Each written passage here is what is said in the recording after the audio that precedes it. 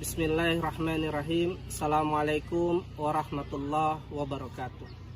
Yang terhormat Bapak dan Ibu dosen penguji, perkenalkan nama saya Faizal, guru biologi sekaligus sebagai mahasiswa PPG dalam jabatan kategori 1 tahun 2022 di LPTK Universitas Lambung Mangkurat, Banjarmasin.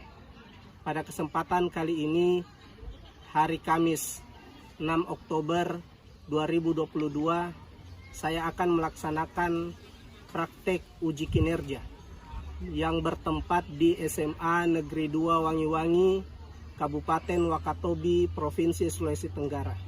Demikian, selamat menyaksikan video pembelajaran dari saya.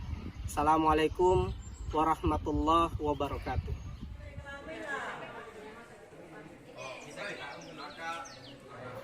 Seluruhnya duduk siap, gerak.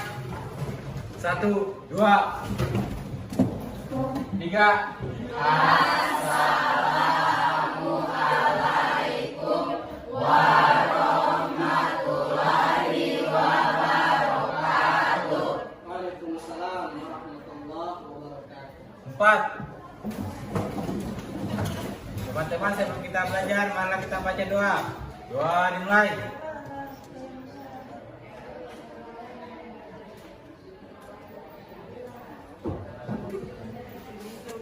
Doa selesai. Ketua kelas, siapa yang tidak hadir hari ini? Satu lain. Oke, ada 1 orang ya. Ya. Hari ini hari apa? Tanggal 6 bulan Oktober. Hari ini tanggal 6 bulan Oktober tahun 2020. Bagaimana kabarnya anak-anak? Alhamdulillah, kita masih bisa berkumpul di tempat ini guna melakukan aktivitas belajar kita sebagaimana biasa. Kalian masih semangat untuk ikut belajar, toh? Semangat. Coba Pak Guru mau cek semangatnya dulu. Semangat pagi. Pagi. Semangat pagi. Pagi. Masih semangat? Semangat. Alhamdulillah. Jadi semangat itu penting, ya. Karena ketika seseorang itu masih ada semangat, maka seberapa besar pun tantangan itu bisa kita hadapi. Jadi semangat inilah yang menjadi kunci keberhasilan seseorang. Olehnya itu kalian sebagai siswa yang sudah di penghujung sekolah di SMA kelas 3 itu harus memiliki semangat. Makanya kalian harus selalu mensemangati diri kalian sendiri. Dan semangat ini bisa datang dari cara yang berbeda-beda. Setiap orang semangatnya itu pemicunya bisa berbeda-beda. Ada yang kembali bersemangat ketika mengingat misalnya cita-cita yang dia ingin capai. Dia mengingat orang tua, dia kembali semangat. Bisa saja. Dan apapun itu semuanya bisa dibenarkan, asalkan dapat memicu semangat dan motivasi dalam diri, termasuk pembelajaran kita hari ini. Materi tentang apa yang kita mau ajarkan di hari ini, yaitu materi tentang ya, gametogeni. Pak Guru sudah share bahan ajar yang untuk kalian baca. Sudah dibaca kan? Sudah. Alhamdulillah. Makanya hari ini kita akan menggali lebih jauh lagi dari apa yang kalian sudah baca, sudah persiapkan dari rumah. Kita nanti akan bisa membedakan gametogenesis pada hewan dan tumbuhan. Yang kedua, menganalisis perbedaan spermatogenesis dan oogenesis. Nah, ini tujuan pembelajaran kita yang akan kita usahakan capai pada pembelajaran ini. Kalian tentu masih ingat dengan sistem reproduksi, ya kan? Ada yang namanya sel kelamin jantan dan ketika dua sel kelamin tersebut melakukan fertilisasi, saling bergabung, maka ini akan menciptakan nanti individu baru. Yang ingin kita bahas bahwa di dalam gametogenesis itu setidaknya ada dua tahap, yaitu spermatogenesis dan oogenesis. Ini terjadi pada hewan. Adapun yang di sebelahnya mikrosporogenesis dan makrosporogenesis terjadi pada yang ini menghasilkan sel kelamin yang ini kelamin kalau yang ini kelamin betul, yang ini kelamin nah, sel kelamin jantan pada tumbuhan itu apa? Benar? Bagus. Sedangkan yang betina adalah baik. Nah, berikut Pak Guru akan membagikan LKPD yang akan nanti kalian kerjakan secara berkelompok dan akan kita presentasikan di depan kelas. Ya.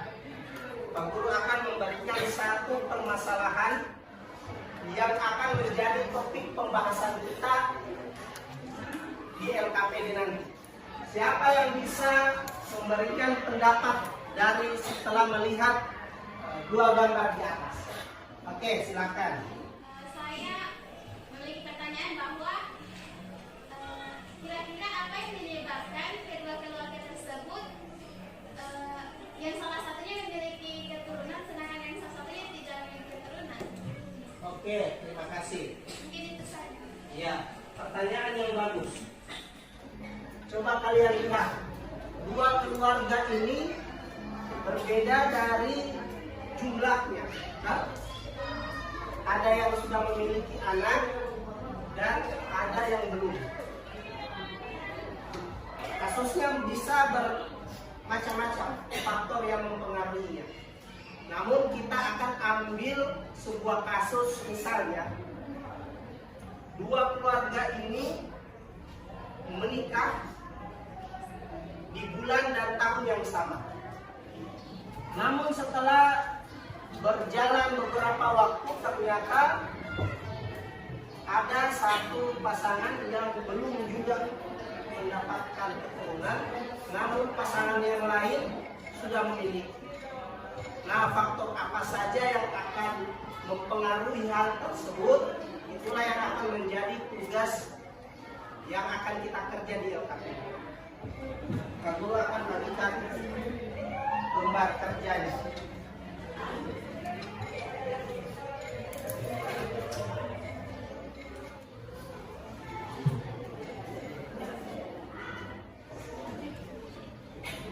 Baik, silakan dikerjakan.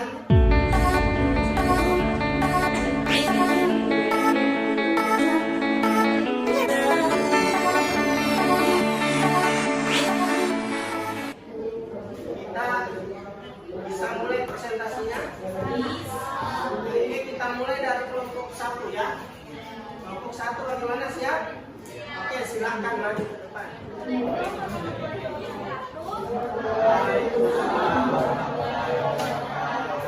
Perkenalkan, nama saya Yudha Wisnudi, perwakilan dari kelompok 1 akan membacakan hasil diskusi kami. Ya.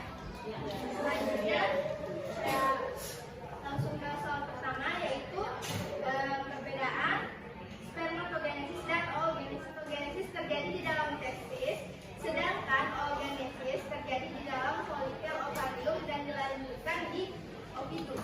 Mengapa di keluarga A itu mempunyai keturunan sedangkan di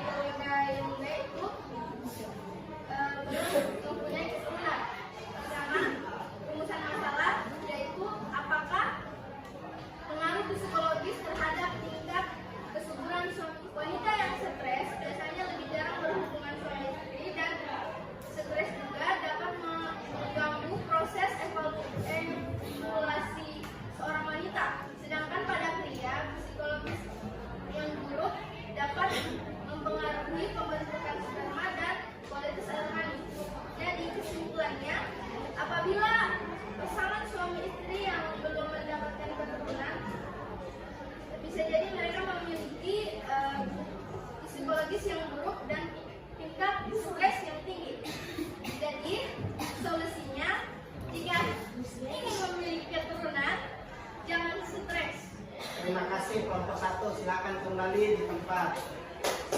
Dari aku sekali lagi.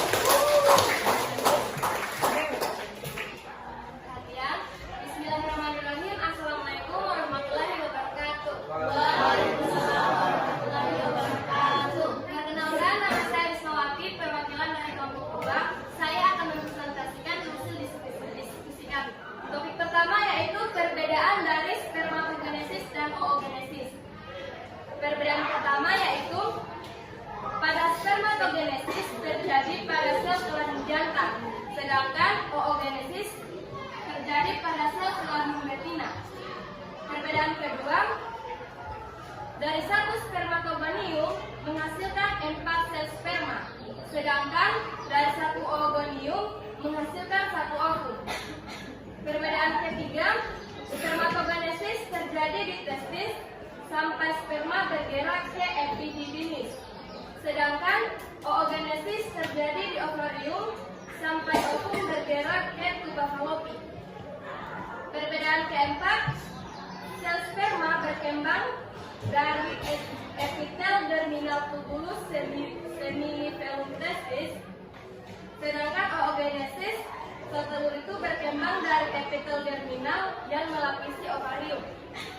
Perbedaan kelima, spermatogenesis menghasilkan sel sperma matang, sedangkan oogenesis menghasilkan sel telur matang. Perbedaan keenam, spermatogenesis jumlah sel yang diproduksi bisa jutaan setiap hari, sedangkan oogenesis hanya melepaskan 1 sel telur per bulan. Rumusan masalah, di sini kami mengambil faktor usia sebagai faktor yang mempengaruhi kesuburan pasangan. Jadi rumusan masalahnya, apakah pengaruh usia terhadap tingkat kesuburan? Apakah ada pengaruh usia terhadap tingkat kesuburan pasangan? Jawabannya ada. Terus pengolahan datanya, pengaruh usia terhadap kesuburan wanita ternyata sangat besar, sehingga penting bagi setiap pasangan untuk rutin memeriksakan diri jika ingin memiliki anak namun umur sudah mendekati 30-an. Hal ini bertujuan agar setiap pasangan tahu jumlah dan kualitas sel telur yang siap dibuat pembahasan. Usia merupakan salah satu faktor yang mempengaruhi tingkat keberhasilan untuk hamil. Pada usia produktif, kesempatan untuk hamil lebih tinggi ketimbang saat usia lanjut. Dari segi kesehatan kondisi fisik, usia yang muda juga merupakan usia ideal untuk menjalani kehamilan. Jika usia bertambah, tentu sel telur pun ikut menua dan jumlahnya akan menurun. Begitupun pada pria, semakin usianya bertambah, maka sel sperma yang dihasilkan akan berkurang. Untuk solusinya yaitu sebaiknya dianjurkan bagi pasangan atau bagi perempuan dan laki-laki itu untuk menikahlah di umur 20-an sampai 30. Untuk kesimpulannya, ternyata usia dapat mempengaruhi tingkat kesuburan pria maupun wanita. Jadi, jika memungkinkan, alangkah baiknya menikah sebelum umur 30-an. Sekian. Mungkin ada tanggapan dari teman-teman kelompok yang lain. Silakan yang mau menanggapi dari presentasi kelompok 2. Silakan. Oke, silakan. Silakan kepada Agus Riyadi. Assalamualaikum warahmatullahi wabarakatuh. Waalaikumsalam warahmatullahi wabarakatuh. Saya Agus Riyadi, saya perwakilan dari kelompok 1 akan sedikit bertanya kepada kelompok 2. Jadi pertanyaannya itu, kenapa pada pria pembentukan spermanya itu berlangsung dari masa puber sampai seumur hidup? Berbeda dengan wanita yang masa pembentukan sel ovari, sel ovumnya hanya berlangsung tidak seumur hidup begitu. Hanya berlangsung mencapai masa menopause. Mungkin bisa dijelaskan? Jadi mengapa bisa laki-laki itu tidak, maksudnya seumur hidup, Ya. sedangkan pada wanita itu ada masa menopause-nya? Karena pada wanita itu sel telur pada wanita itu terbatas. Maksudnya memang sudah, misalkan sel telurnya itu misalnya 1000 atau misalnya 500. Jadi setiap bulan itu dia mengeluarkan sel telur itu. Jadi dia akan berkurang. Tadi jawabannya sudah mengenai ya. Hanya untuk penjelasan lebih lanjutnya nanti perlu dijelaskan, dikemukakan di akhir pembelajaran saja. Ya. Untuk presentasi kelompok 2, saya rasa cukup. Terima kasih. Baik, mungkin itu saja. Wabillahi taufiq wal hidayah. Assalamualaikum warahmatullahi wabarakatuh.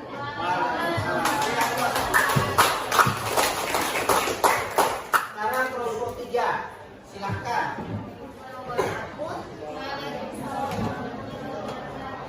Perkenalkan, nama saya Lisa Kusina Anastasia. Saya akan membacakan hasil diskusi kelompok B. Pertama, perbedaan spermatogenesis dengan oogenesis. Perbedaan pertama ada di tempat. Di spermatogenesis, tubulus semiferus dalam testis. Kalau di oogenesis terjadi di ovarium. Perbedaan hasilnya, spermatogenesis 4 sel fungsional, yaitu terjadi sperma atau N. Dalam perbedaan waktu, spermatogenesis dimulai pada masa pubertas selama hidup. Kalau oogenesis, pralahir, pasca pubertas hingga menopause.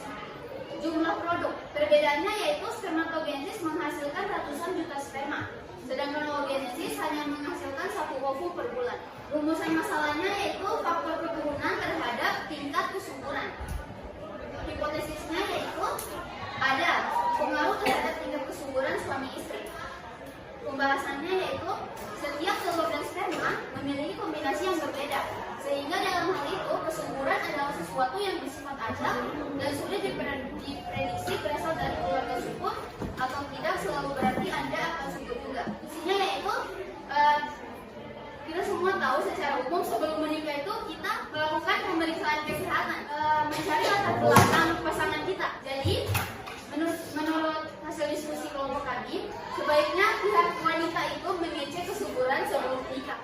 Kesimpulannya yaitu terdapat salah satu kelainan antara suami atau istri yang disebabkan oleh genetika, maka akan terpengaruh juga terhadap keturunannya. Mungkin itu saja. Sekian. Apakah ada pertanyaan? Silakan kepada kelompok 5. Baik, saya perwakilan dari kelompok 5. Saya akan bertanya kepada kelompok 3. Pertanyaannya yaitu, kenapa pada spermatogenesis dapat menghasilkan 1 juta sel sperma, sedangkan pada oogenesis hanya menghasilkan 1 ovum atau 1 sel telur saja? Baik, terima kasih. Nanti kita jawab bersama di akhir diskusi. Ya. Baik, terima kasih presentasi kelompok 3 diakhiri. Ya, sekian. Beri aplaus buat semuanya. Masih semangat? Ya. Baik, semangat ya. Ya. Kelompok 4. Oke, silahkan kelompok 4. Assalamualaikum warahmatullahi wabarakatuh. Nama saya Wade Samsiati, perwakilan dari kelompok 4 yang akan membawakan presentasi tugas mengenai diskusi yang telah kami lakukan. Yang pertama, perbedaan spermatogenesis dan oogenesis, yaitu kalau untuk spermatogenesis dari 1 sel menghasilkan 4 sel sperma, sedangkan oogenesis dari 1 sel telur menghasilkan 1 sel telur dan 3 badan polar. Perbedaan yang kedua, pada spermatogenesis terjadi dalam testis, sedangkan pada oogenesis terjadi di dalam folikel ovarium. Perbedaan yang ketiga, pada spermatogenesis ada badan kutub, sedangkan pada oogenesis tidak ada badan kutub. Selanjutnya pada kasus yang kedua antara keluarga A dan keluarga B, ya pada keluarga tersebut melangsungkan pernikahan pada bulan dan tahun yang sama. Namun terdapat perbedaan antara keluarga 1 dan 2. Dalam hal ini kita lihat itu pada kasus keluarga A mendapatkan keturunan,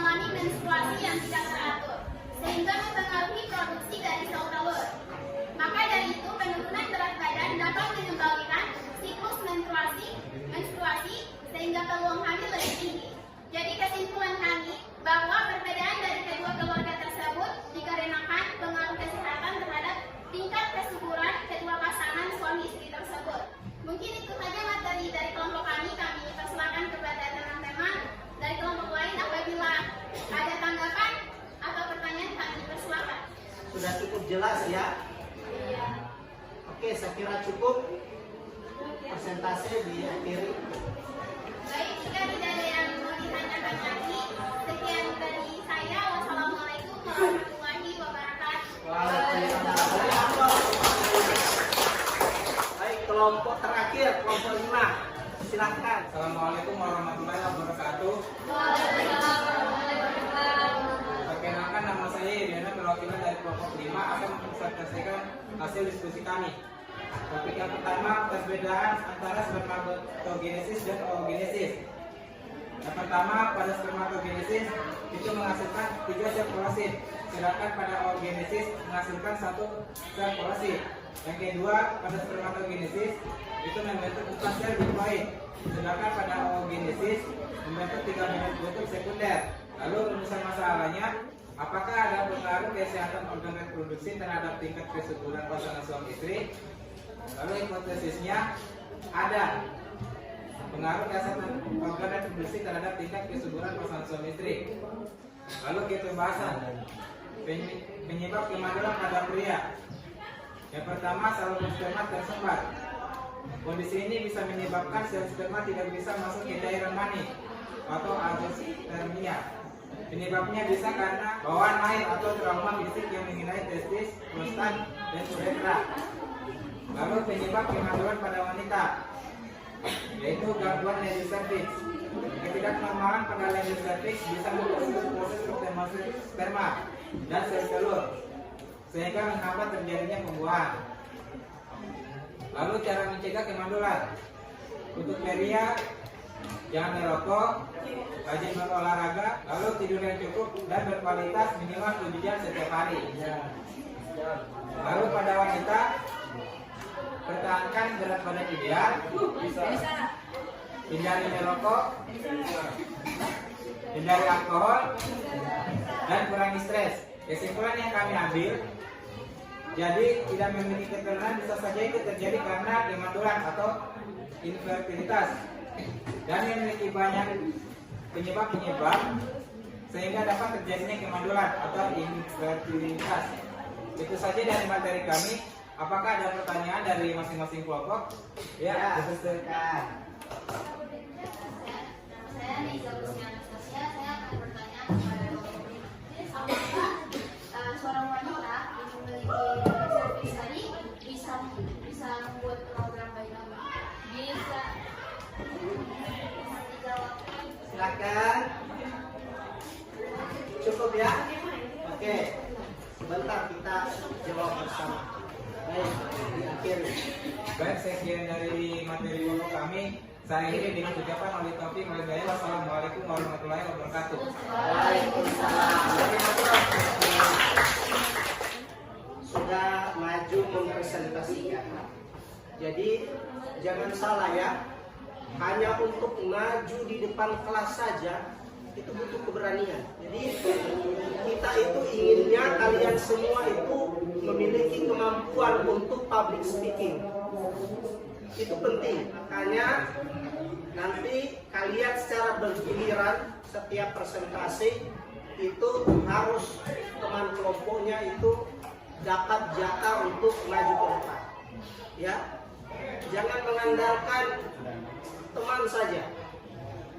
Ya, harus kita sendiri, harus masing-masing orang punya kemampuan seperti itu. Baik, perhatian ke depan. Kita ingin menjawab beberapa pertanyaan dari teman kalian pada saat diskusi tadi. Ada yang bertanya, faktor yang mempengaruhi menopause itu apa saja? Ya kan? Kalian tahu kan pada wanita, perempuan ada masa menopause. Masa menopause itu artinya sel telurnya sudah habis. Kenapa bisa habis? Karena setiap bulan dia keluar. Menopause itu sel telur tadi ketika tidak dibuahi maka dia keluar. Maka yang mempengaruhi menopause itu adalah waktu setiap bulannya itu dia keluar atau tidak. Ketika dia tidak mengalami siklus menstruasi, maka pasti waktu menopausnya juga bertambah. Nah, kondisi bagaimana menstruasi ini tidak terjadi ketika ibu itu mengalami kehamilan. Mereka yang sedang mengandung itu tidak mengalami menopause selama 9 bulan. 9 bulan selama masa kehamilannya. Sehingga apa? Sel telur tadi yang harusnya keluar tertahan. Makanya menopausnya bertambah 9 bulan. Bayangkan kalau satu ibu punya 10 anak. Berarti 9 bulan kali 10, 90 bulan. 90 butir ovum yang tertahan tidak keluar, berarti menopausnya bertambah 90 bulan. Ya kan? Nah, seperti itu. Makanya dikatakan orang yang sering hamil, sering melahirkan, itu masa kesuburannya juga semakin panjang. Bisa dimengerti ya? Kemudian pertanyaan yang berikutnya tentang masa spermatogenesis itu seumur hidup. Sedangkan oogenesis ada batas waktu. Itu tadi ya. Ini konsep yang harus kalian pegang, bahwa oogenesis pada perempuan itu dimulai sejak kapan? Sejak dalam kandungan. Jadi anak perempuan yang masih janin, dari sejak dia janin sudah terbentuk sel telurnya dalam bentuk folikel-folikel saja. Jadi sudah terbentuk. Setelah dia lahir, kemudian ada yang sebagian mengalami diferensiasi, degradasi, kemudian berkurang sehingga masuk pada masa pubertas itu bersisa antara 400 butir sel telur yang aktif, yang siap untuk proses pemakanan. Jadi kapan habis ini ya selesai. Beda dengan spermatogenesis. Spermatogenesis itu tidak dimulai sejak kecil, sejak bayi, tidak.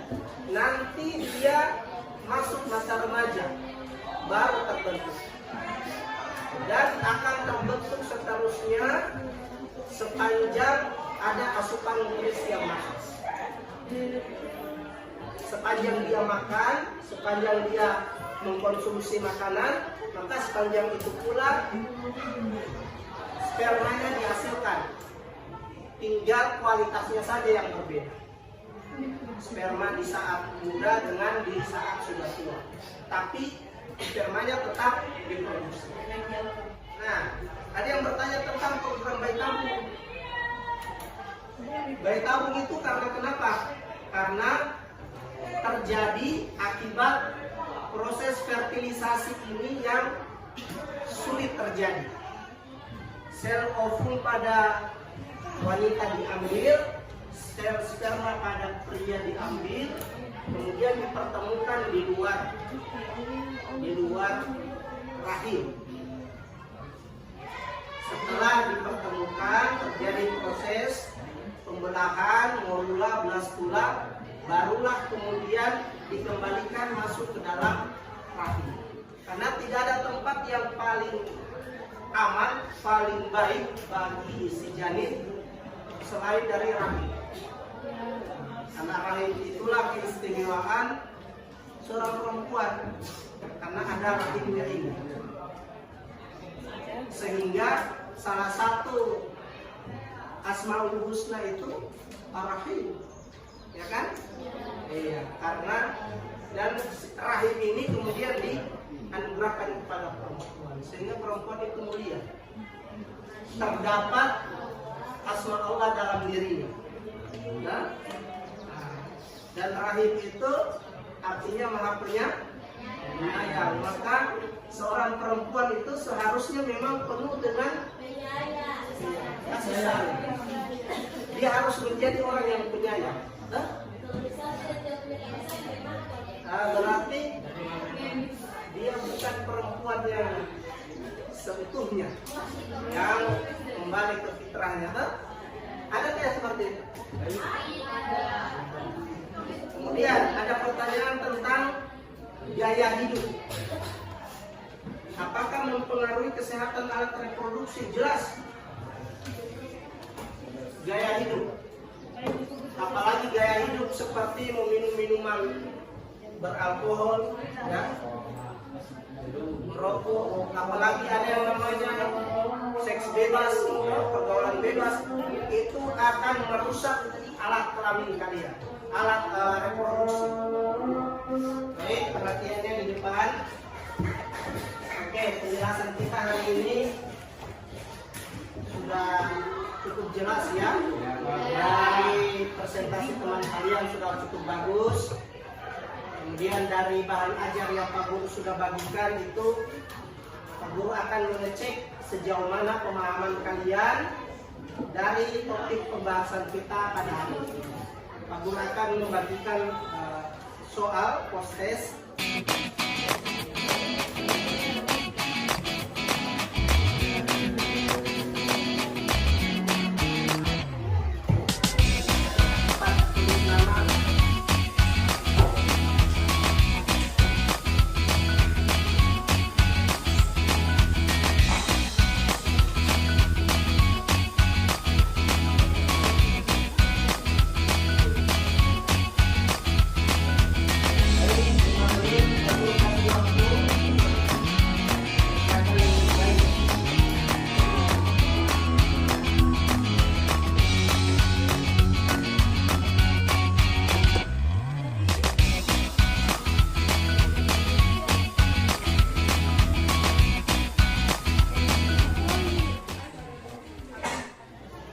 Setiap kelompok susun berdasarkan kelompok.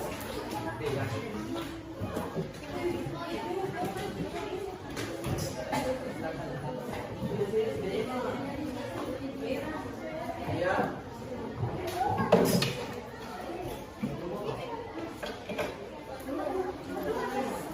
Kelompok 1 dan 3 sudah, kelompok 4.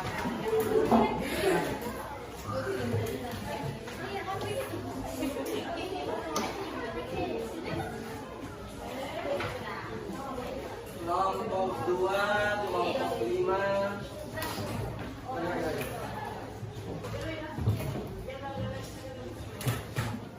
Demikian pembelajaran kita hari ini, dan kepada ketua kelas silahkan dipimpin teman-teman. Baik, teman-teman, sebelum kita mengakhiri pelajaran, marilah kita baca doa. Doa dimulai.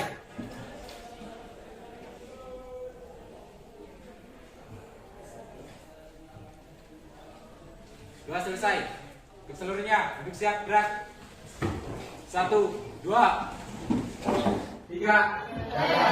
Terima kasih Pak Guru. 4.